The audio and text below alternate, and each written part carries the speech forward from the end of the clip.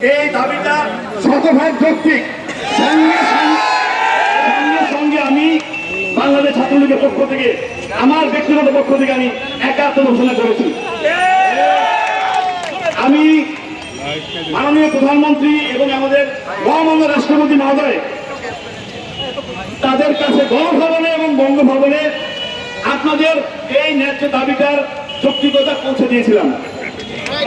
মহামান্য রাষ্ট্রপতি তখন 2 দিনের ব্যবধানে আমাকে সহ 5 জনের প্রতিনিধি দল, আমি সহ আপনাদের এই চাকরি প্রার্থী 35-এর জন্য 5 জন ঠিক করে দিয়েছিলেন।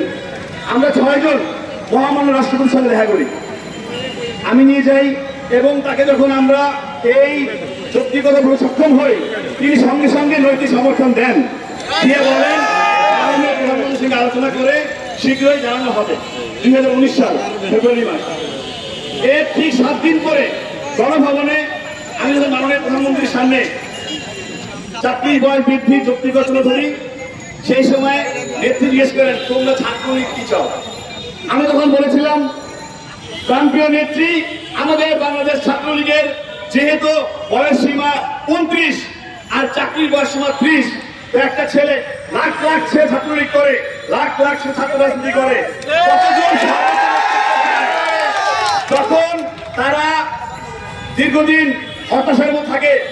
তারা 1 বছরের মধ্যে মাননীয় নেত্রী এই যে তার এই ট্রমা যখন সেটা তাদের পারে না, তাহলে বঞ্চিত হয়, এই ট্রমা কাটিয়ে হতাশা কাটিয়ে পুনরায় পড়ার টেবিলে বসে, এটা অত্যন্ত অপ্রতুল।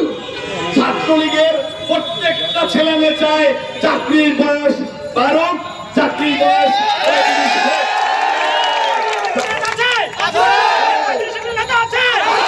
এই সময়ে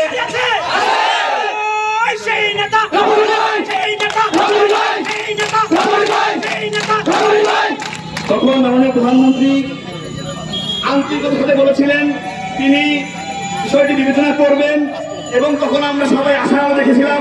এবং ওই সময়ে কিন্তু আমাদের বর্তমান বাংলাদেশ আওয়ামী লীগের সাধারণ সম্পাদক মাননীয় মন্ত্রী ওবায়দুল কাদের, তিনি কিন্তু বলেছিলেন যে 1 মাসের মধ্যে একটি পজিটিভ নিউজ আসছে। পরবর্তী জানি না আসলে কোন আমলাতান্ত্রিক জটিলতায় কিভাবে সেই প্রক্রিয়াটা আটকে যায়। মেঘে মেঘে অনেক বেড়া হয়েছে। আজ 2024 সাল। ওই সময় যারা আন্দোলন করেছিলেন তাদের অধিকাংশের বর্তমান কিন্তু চাকরির বয়স 35 শেষ হয়ে গেছে অনেকের।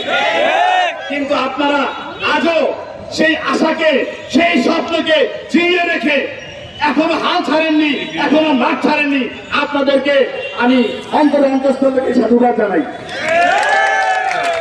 আজকে বাংলাদেশ মধ্যমার দেশ থেকে